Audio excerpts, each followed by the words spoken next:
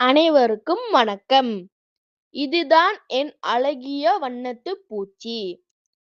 நான் பயன்படுத்திய உபகரணங்கள் தூவல், மையத் தூவல், திரவ வண்ணம், வண்ணக் கருவி ஆகும்.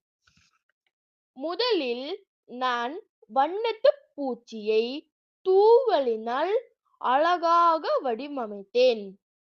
பிறகு கருப்பு மையத் தூவலினால் வண்ணத்துப் பூச்சியை முழுமையாக வரைந்தேன் மற்றும் புறநிலை கோடுகளைக் கொண்டு அழகாக வரைந்தேன்.